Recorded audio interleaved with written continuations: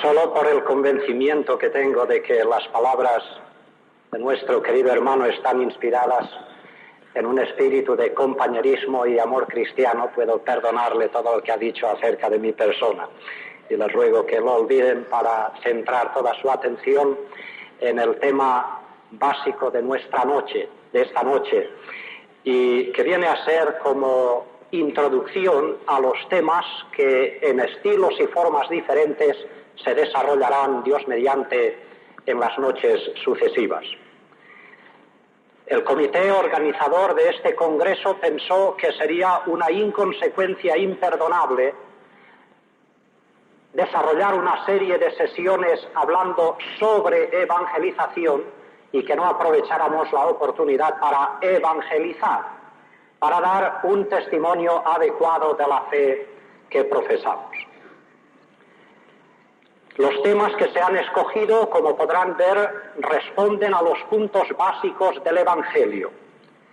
Y lo que vamos a hacer esta noche es simplemente algo así como una síntesis de lo que Dios nos ha concedido ser, creer y vivir por su gracia. Durante mucho tiempo ha habido quien se ha atrevido a decir algo acerca de quiénes son los cristianos evangélicos. Creemos que ha llegado la hora de que nosotros mismos tratemos de dar una respuesta a esa pregunta y la formulemos con el título de ¿quiénes somos los cristianos evangélicos? Hace algo más de un siglo que el cristianismo evangélico, más conocido como protestantismo, empezó a echar raíces en suelo ibérico. Pero después de tantos años seguimos siendo unos desconocidos para la mayoría de nuestros compatriotas. Ello no es sorprendente si tenemos en cuenta las circunstancias históricas en que se ha desarrollado nuestra existencia.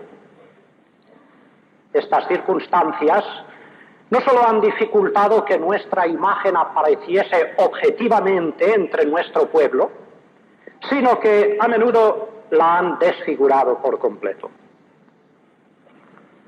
Por espacio de un siglo, la casi única visión que del protestantismo podía tenerse era la proporcionada por la lente de la contrarreforma.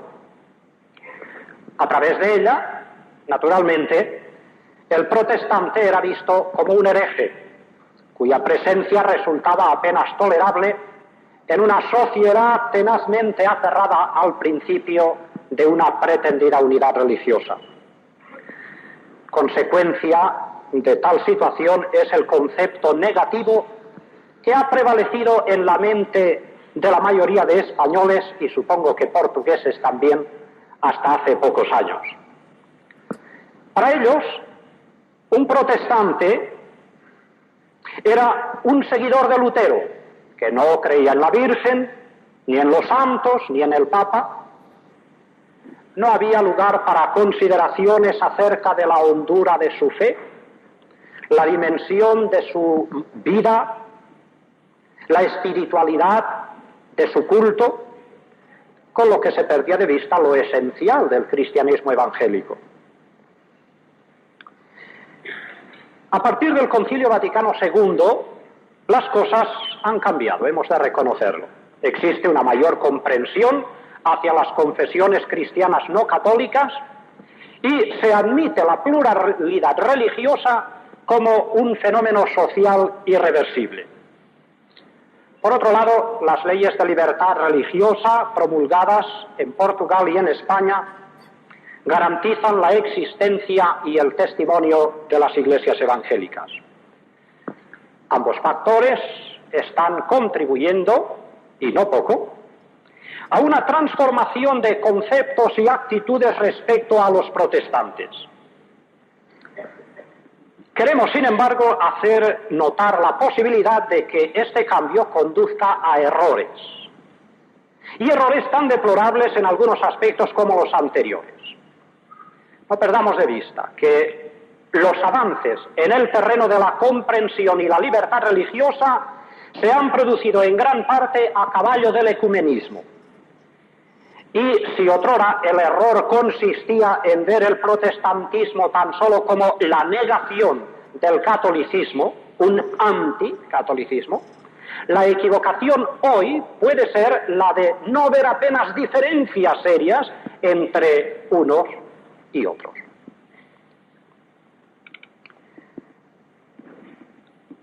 Hay otro punto que quisiéramos mencionar, aunque muy brevemente. Debe tenerse en cuenta que la libertad religiosa ha hecho posible la proliferación de sectas con las que a menudo se nos confunde. Pero las iglesias evangélicas nada tienen que ver en absoluto con grupos tales como, por mencionar solo algunos, los mormones o los testigos de Jehová. Subrayemos asimismo que los cristianos evangélicos aceptamos el nombre de protestantes. No nos hiere, no lo consideramos peyorativo. Es un título que nos da la historia y que no tenemos por qué rechazar. Pero dejando muy bien sentado que no somos seguidores ni de Lutero, ni de Calvino, ni de Zwinglio, ni de ninguno de los grandes reformadores. Admiramos mucho, es verdad, mucho de lo que aquellos grandes hombres de Dios fueron y enseñaron, como admiramos, por ejemplo, la figura y el pensamiento de un Agustín de Hipona. Pero quede eso bien claro. Solo Jesucristo es nuestro Maestro y Señor. Existe además otra distinción a la que debemos referirnos. En algunos países los términos evangélico y protestante han sido sinónimos desde el siglo XVI. Pero la evolución teológica ha impuesto una diferenciación. Existe actualmente dentro del protestantismo una gran diversidad doctrinal. En él, desgraciadamente, han influido poderosamente corrientes de pensamiento que desvirtúan las verdades fundamentales del cristianismo. Así, no es raro ver en algunas de las grandes iglesias históricas surgidas de la Reforma teólogos que, imbuidos de racionalismo y existencialismo, despojan al Evangelio de sus elementos sobrenaturales y de su eficacia redentora.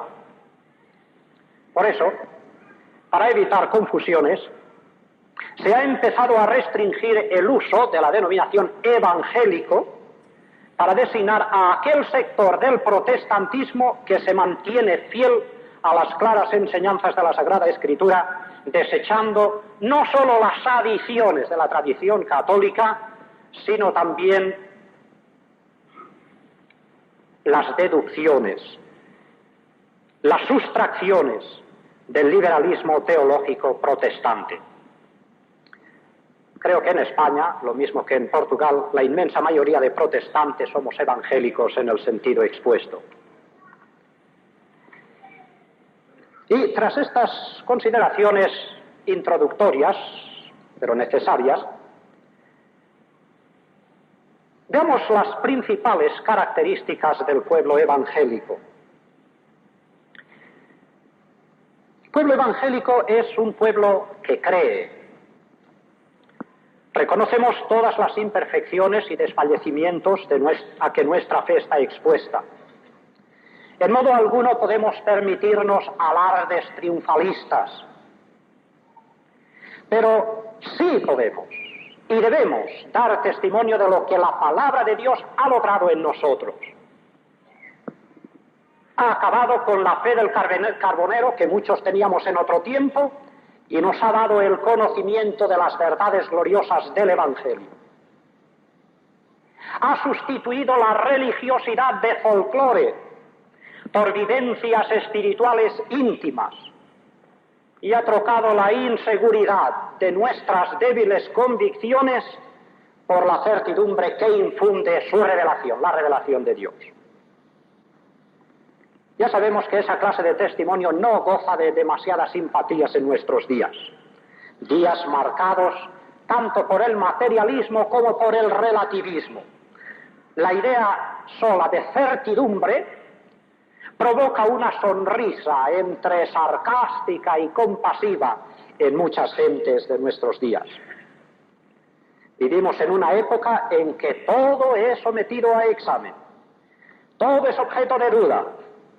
Prevalecen la reserva mental, el escepticismo, a lo sumo, el espíritu positivista de nuestro siglo, cuando de cuestiones espirituales se trata, solo se atreve a declarar, con nuestro poeta Manuel Machado, lleno estoy de sospechas de verdades. Pero el pueblo evangélico no vive de sospechas, sino de la verdad de Dios que ha resplandecido en Jesucristo. El cristiano evangélico, con humildad, pero al mismo tiempo con una osadía santa, se apropia las palabras del apóstol Pablo y afirma: yo sé a quién he creído y estoy cierto de que es poderoso para guardar mi depósito, el depósito sagrado de la fe una vez dada a los santos. Y tengamos en cuenta que esta fe no es un arrebato místico, no es una tendencia piadosa de unas personas escogidas, no es el fruto de sentimientos propios. No, la fe, en su sentido bíblico, es la respuesta positiva del hombre a la palabra de Dios. Como escribiera San Pablo, la fe viene por el oír, y el oír por la palabra de Dios. Dios ha hablado. Esa es la gran afirmación que hallamos en la introducción a la carta a los Hebreos. Dios no quiso dejar al hombre expuesto a los riesgos de una mente oscurecida por el pecado. La sabiduría humana jamás ha descubierto al Dios verdadero. A la divinidad que los hombres pueden llegar a intuir, siempre corresponderá la inscripción que aquellos antiguos atenienses grabaron en uno de sus altares: al Dios no conocido.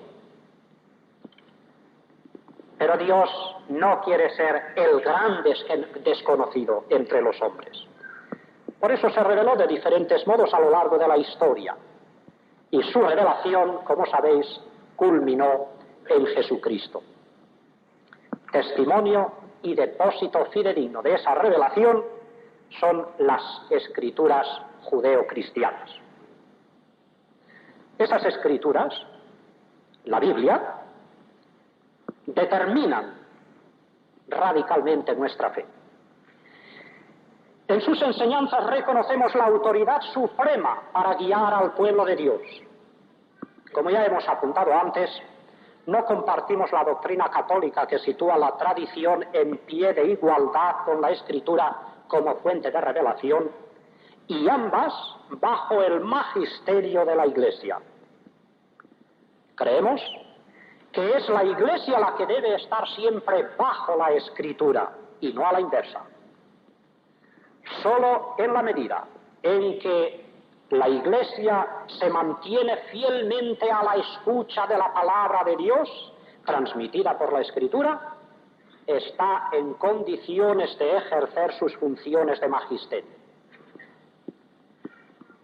Solo la Ecclesia audiens puede ser Ecclesia docens, la Iglesia que oye, la única capacitada para enseñar.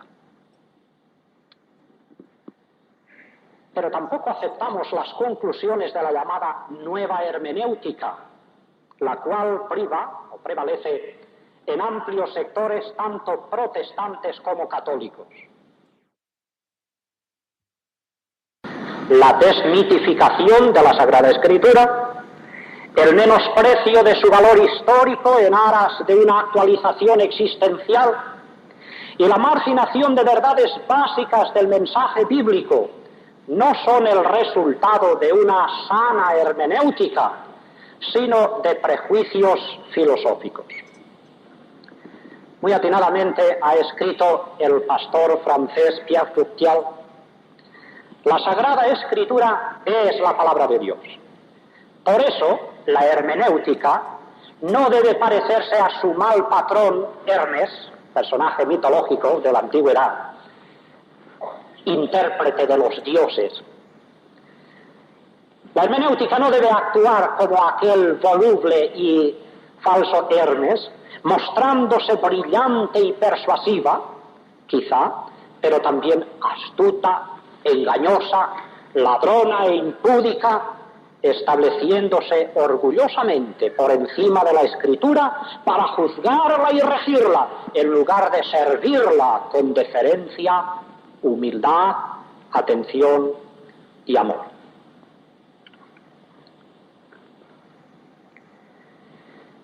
Es en la Biblia, honradamente interpretada, donde hemos encontrado el conocimiento del cual se nutre nuestra fe.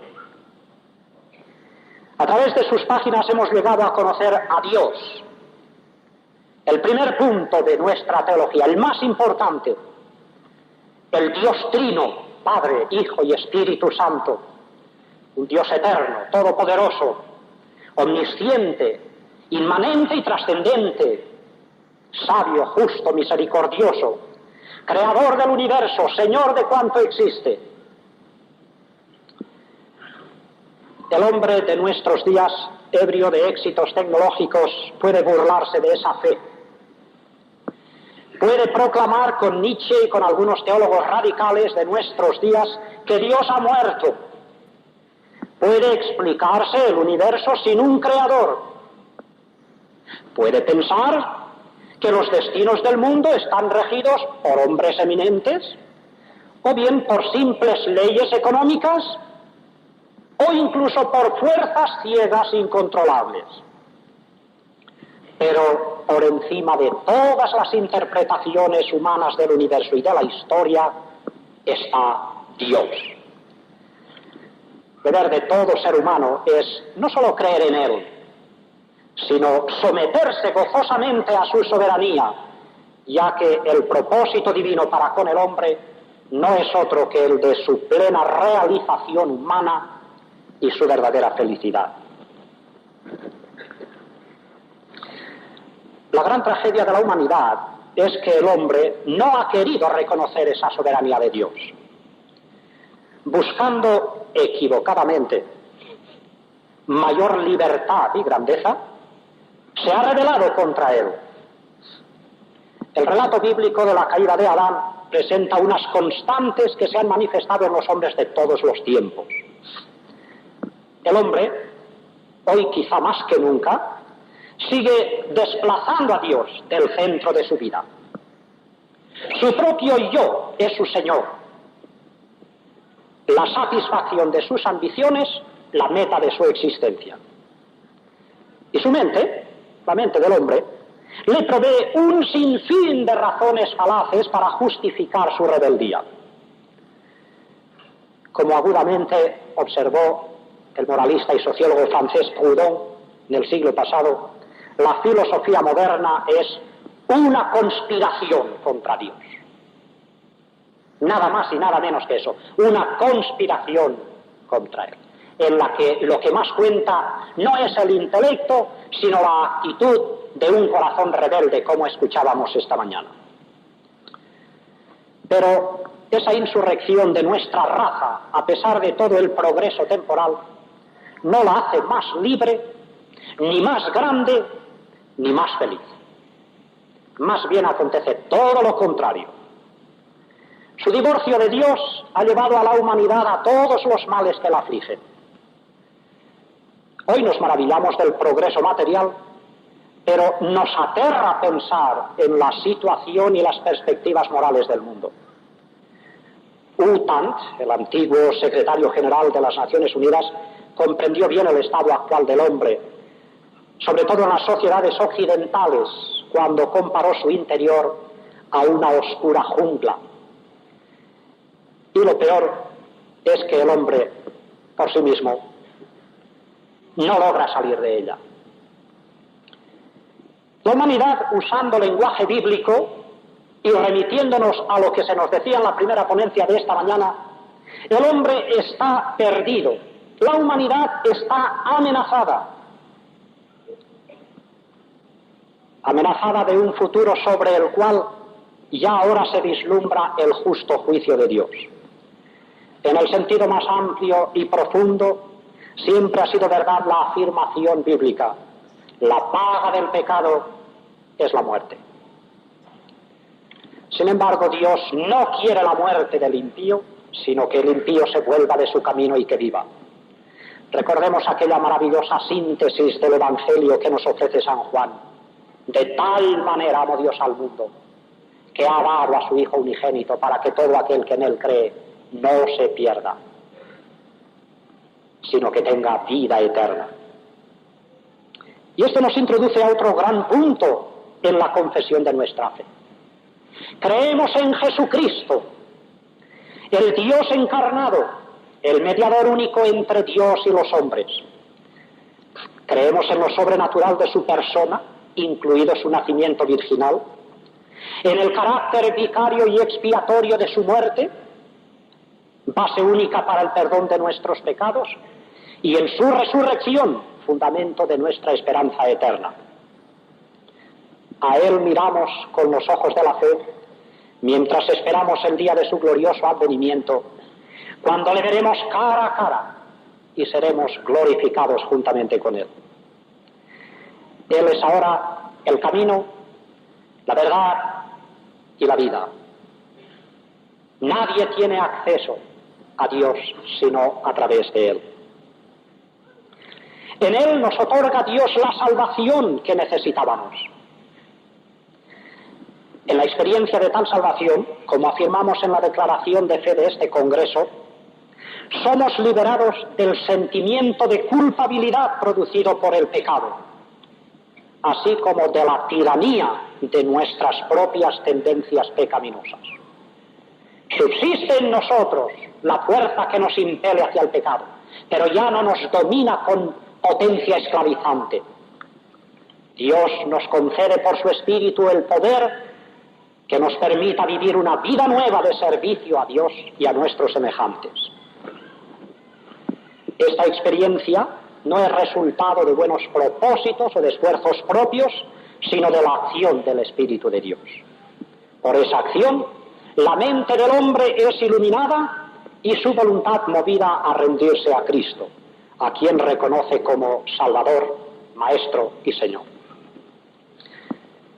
Todos los participantes de esta salvación, es decir, los que auténticamente creen en Jesucristo y le siguen, son incorporados por Dios mismo a su pueblo, la Iglesia. He aquí otra cuestión importante en nuestro temario doctrinal. Hay en nuestros días gran confusión en torno al concepto de Iglesia. En algunos ámbitos sigue prevaleciendo la idea institucional. Se concibe la Iglesia como una sociedad organizada jerárquicamente que actúa como depositaria y administradora de la gracia de Dios para la salvación de los hombres mediante los sacramentos. Se trata de una institución visible, fuera de la cual no hay salvación. Es verdad que esta concepción actualmente está siendo matizada, probablemente a consecuencia de imperativos ecuménicos. Se ha empezado a enfatizar el concepto de Iglesia como pueblo de Dios, pueblo del que no se excluye las diversas iglesias históricas y comunidades que hoy integran la llamada cristiandad. Iglesia Católica Romana, iglesias ortodoxas e iglesias protestantes pueden compartir igualmente el privilegio de formar parte del pueblo de Dios. Sin embargo, existe, a nuestro juicio, un grave defecto de base al institucionalizar las iglesias, pues con ello se da la impresión de que todos sus miembros o adherentes son cristianos.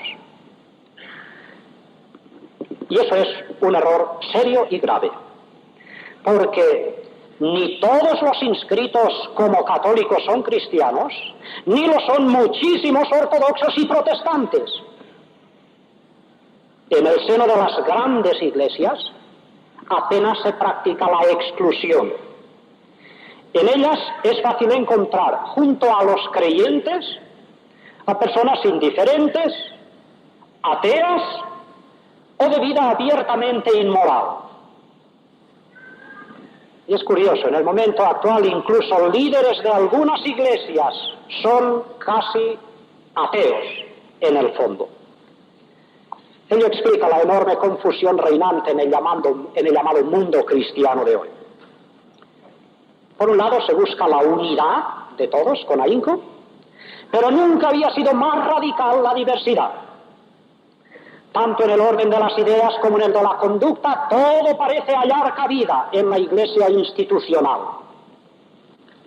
Esta, como ha señalado un gran teólogo suizo, más que al reino de Dios se asemeja a la Torre de Babel. Nosotros creemos que la Iglesia es el conjunto de los redimidos por Cristo, renacidos espiritualmente mediante la fe a una vida de obediencia a su Señor, guiados por su Espíritu a la luz de su palabra. Y bajo esa triple autoridad de Cristo, de su Espíritu y de su palabra, la Iglesia debe renovarse y reformarse constantemente para responder con dignidad a la vocación con que Dios la llama siempre a cumplir su misión en el mundo. Esa misión es doble, de testimonio y de servicio. Y a ella vamos a referirnos en el breve espacio de tiempo que resta de esta exposición. Sí, el pueblo evangélico es un pueblo que testifica. Hacemos nuestras aquellas palabras de San Pablo: teniendo el mismo espíritu de fe conforme a lo que está escrito, creí, por lo tanto hablé. Así también nosotros creemos y por consiguiente hablamos. Ese testimonio de fe aparece como característica del pueblo de Dios tanto en el Antiguo como en el Nuevo Testamento. El creyente no puede dejar de anunciar las maravillas de Dios. La impresión producida por el Espíritu de Dios en su corazón debe hallar expresión a través de sus labios y de su vida. Jesucristo comisionó a todos sus discípulos para que fuesen sus testigos. Me seréis testigos hasta lo último de la tierra. Y aquí debemos hacer una observación que consideramos importante. En ese testimonio debe darse prioridad a la proclamación del Evangelio, al mensaje tal como lo encontramos en la Sagrada Escritura. Pero nuestro testimonio debe también dar fe de los resultados que el Evangelio ha producido en nosotros. Imperfectos todavía, incompletos, mezclados con nuestras debilidades, pero resultados positivos. El testigo cristiano presenta, sí, por un lado, objetivamente, los grandes hechos salvíficos de Dios en Cristo, pero no lo hace como quien expone fríamente una lección de historia, sino como un beneficiario de esos hechos. En sus palabras arde el fuego de la gratitud. Por la gracia de Dios, en Cristo ha recibido una vida nueva. Ha sido hecho una nueva creación. En él palpita el gozo de una salvación grandiosa. Fortalecido por Dios mismo, el cristiano da su testimonio a pesar de la hostilidad del mundo. Su mensaje nunca ha sido bien recibido. Así sucedió ya en días apostólicos. El pueblo y las autoridades que crucificaron a Jesús siguieron persiguiendo a los discípulos. Y la oposición, cruenta o ideológica, continúa en nuestros días. Es que el Evangelio contiene elementos de escándalo para la mente humana. El mensaje de la cruz, por ejemplo, siempre ha sido una piedra de tropiezo o ha sido despreciado como locura. ¿Por qué? No solo porque trasciende los límites, el alcance de nuestra razón, sino porque humilla al hombre, porque condena su autonomía egocéntrica, porque pone al descubierto su miseria moral, porque barre cualquier pretendido mérito que el hombre pudiera alegar, porque lo acorrala, por así decirlo, para no dejarle otra salida, otro camino de escape que el de la gracia de Dios, el camino que Dios mismo ha provisto en Cristo. Sí, esa salida lleva al hombre a identificarse con el Cristo crucificado, con el cual debe morir al pecado para vivir en conformidad con las exigencias morales de la ley de Dios. Sin embargo, eso precisamente es el mensaje que el mundo necesita oír, aún en nuestros días. En ese mensaje se halla el único remedio para los males que afligen al mundo. Y esa necesidad aumenta nuestra responsabilidad. Por un lado, nos sentimos impelidos a predicar el Evangelio porque Cristo nos lo manda. Pero por otro lado, sentimos el llamamiento silencioso pero patético de una humanidad que agoniza lejos de Dios. Algo de esto hemos señalado ya al referirnos antes al estado espiritual del hombre. Pero debemos volver de nuevo nuestra mirada al cuadro de la humanidad caída para mostrar por qué la Iglesia de Jesucristo debe usar todos los medios a su alcance para la evangelización. Queridos hermanos y amigos, no queremos dramatizar en modo alguno, pero podemos afirmar que la situación del mundo actualmente es grave. Y esto no lo decimos nosotros, lo aseguran los sociólogos más eminentes de nuestros días. Estamos asistiendo al entronamiento de la tecnocracia con la consiguiente deshumanización del hombre y contemplamos el desmoronamiento de estructuras y valores morales milenarios sin que se halle nada para sustituirlos. La degradación sexual, la plaga de estupefacientes, el pragmatismo materialista sin escrúpulos de conciencia, la desintegración de la familia, la violencia creciente, son solo algunas de las lacras de la sociedad permisiva de nuestros días. Sin duda, como ha declarado el insigne historiador Arnold Toynbee, la raza humana es mucho más apta para la tecnología, esto es, para tratar con la naturaleza no humana, que para tratar con su propia naturaleza humana.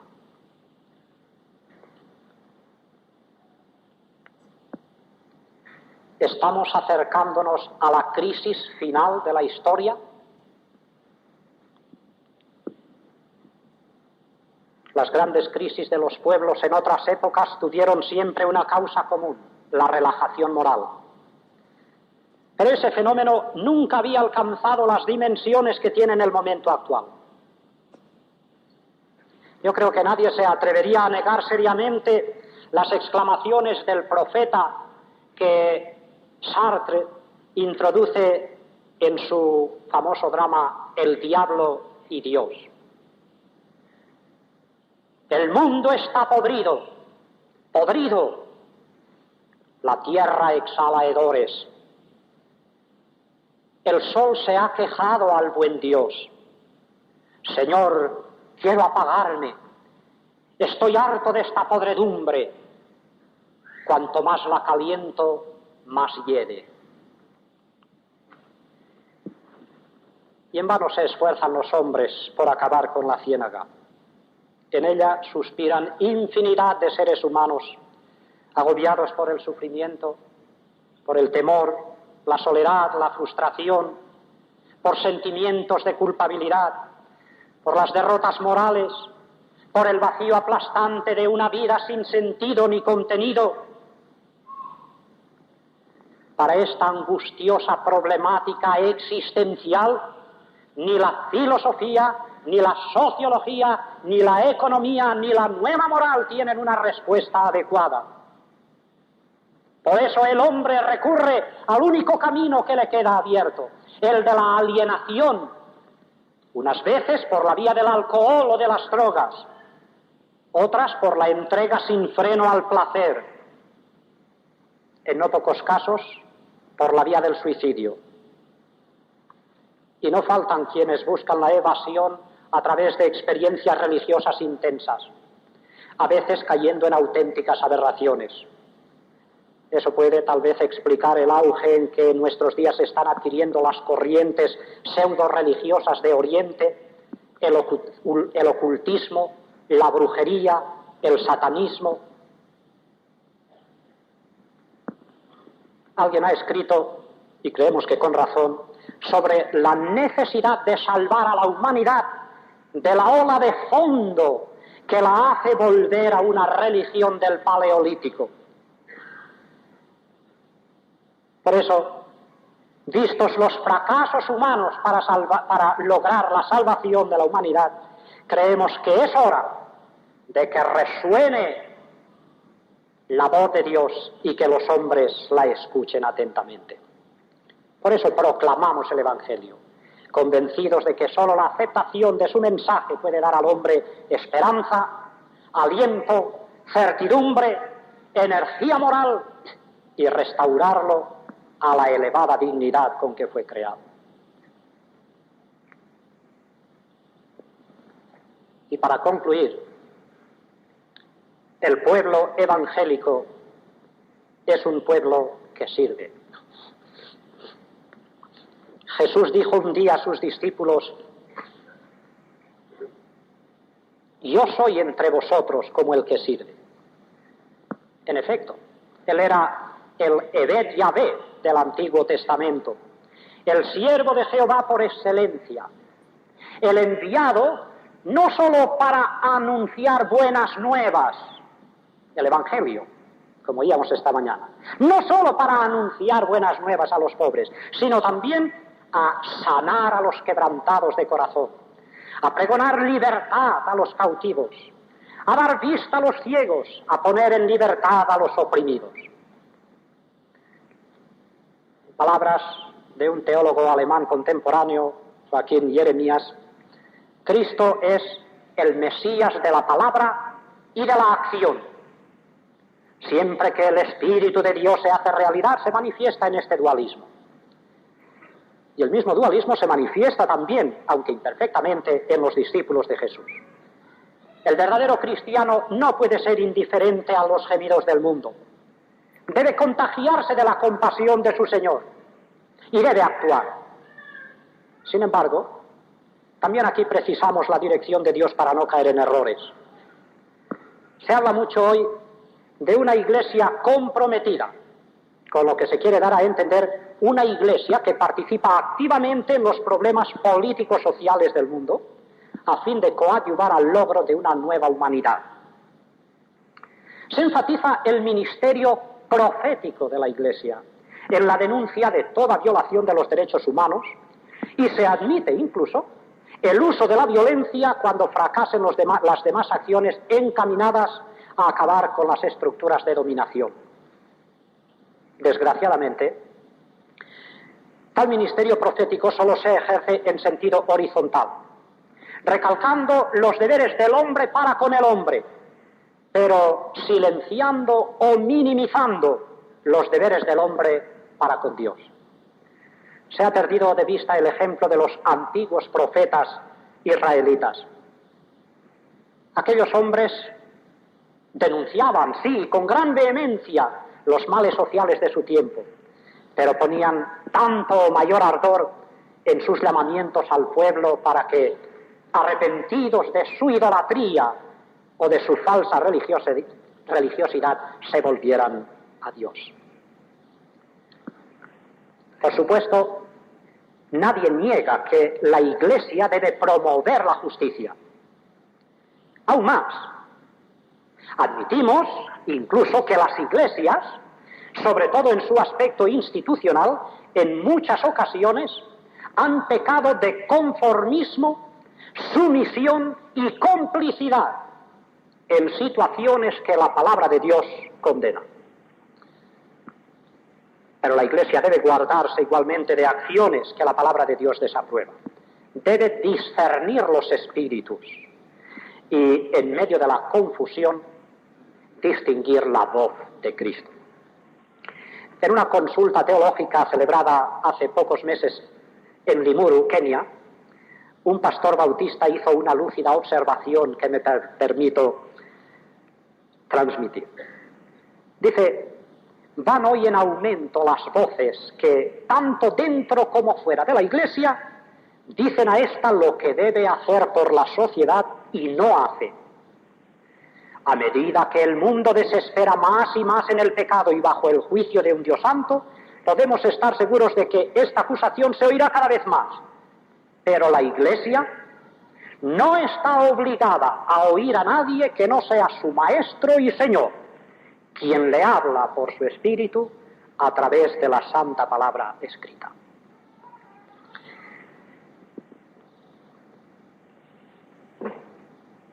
Es deplorable el cuadro que ofrecen algunas iglesias en nuestro tiempo, depauperadas espiritualmente por su alejamiento del auténtico evangelio, frías y despreciadas por el mundo, acuden confundidas a éste para tomar prestadas ideas de promoción humana que la salven de la ruina total, sin darse cuenta de que, por lo menos hoy, nadie presta sin interés. Y el interés que las iglesias han de pagar al mundo es precisamente el compromiso, y no en el sentido noble de la palabra, sino en el de sumisión. Así, la Iglesia, que como sierva de Jesucristo debería ser libre respecto al mundo, se hace esclava de las ideologías y métodos de éste. Pero ¿cuál es el servicio que la Iglesia de Cristo debe prestar en el mundo y al mundo? Por un lado es el que se desprende de las palabras de Jesús a sus discípulos. Vosotros sois la sal de la tierra. Misión nuestra es, pues, combatir la corrupción moral del mundo, sus ambiciones, sus mentiras, sus injusticias, sus inmoralidades, su impiedad, pero no recurriendo a actividades híbridas, engendradas por el desafortunado maridaje entre cristianismo y humanismo ateo, sino mediante vidas regidas por el Evangelio.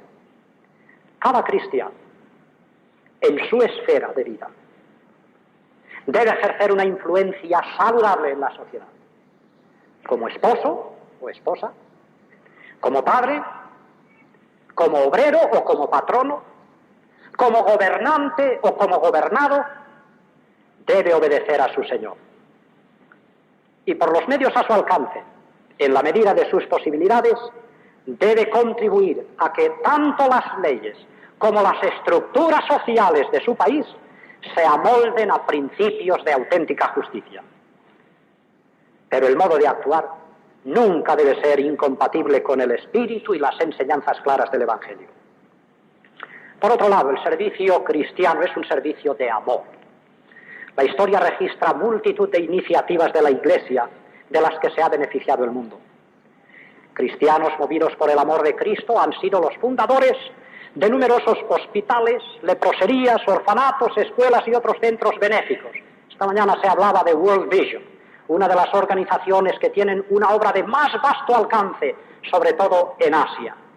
Un auténtico testimonio del poder del Evangelio en esa faceta de proyección social en favor de la humanidad. Y cristianos fueron, y cristianos evangélicos, muchos de los pioneros en la promoción de la justicia social del siglo pasado. Hoy es el Estado el que, sobre todo en los países más desarrollados, promueve y regula la asistencia social, con lo que han disminuido la necesidad y las posibilidades de la Iglesia en ese campo. A pesar de ello, no es nada despreciable la aportación que el pueblo evangélico sigue haciendo para aliviar los sufrimientos de la humanidad. Sirva como ejemplo, entre muchos otros que podríamos citar, la labor de las alianzas evangélicas de Europa, incluida la española, a través del Tear Fund, o Fondo de Auxilio, centralizado en Londres. En 6 años, desde su creación, esta agencia ha contribuido a paliar las consecuencias de graves catástrofes y a promover el desarrollo socioeconómico en 42 países diferentes del mundo, con un total equivalente a unos 146 millones de pesetas. Pero además hay algo que ningún Estado puede proporcionar: la provisión de simpatía de la que infinidad de seres humanos están tan hondamente necesitados. Si algún día se realizaran todas las aspiraciones sociales y quedara asegurada para toda la vida el bienestar material de los habitantes de un país, ¿se acabarían sus sufrimientos? No solo de pan vive el hombre, ni de coches, ni de televisión, ni de placenteros fines de semana. El hombre necesita sobre todas las cosas amor. Y el amor no se produce por real orden, solo brota del corazón que lo ha experimentado.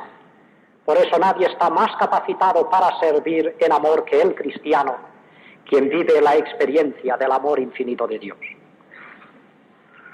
Somos tan propensos al egoísmo como cualquier humano, pero deseamos de todo corazón servir a nuestros compatriotas con la compasión de Cristo, ayudándoles a hallar lo necesario para que sus vidas alcancen una plena realización espiritual y humana. Y concluimos. En el camino de la obediencia a nuestra vocación, deseamos avanzar fielmente. No faltan obstáculos, los del exterior y los de nuestra propia debilidad interior, pero ninguna dificultad es insuperable.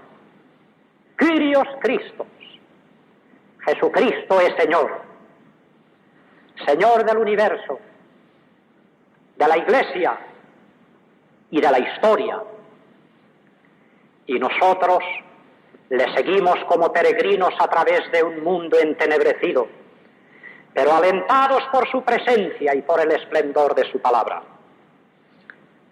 Como bien dijera Karl Barth, somos un pueblo que marcha en la noche viendo una gran luz. Con esa visión, por la gracia de Dios, seguiremos siendo el pueblo llamado a creer, a testificar y a servir.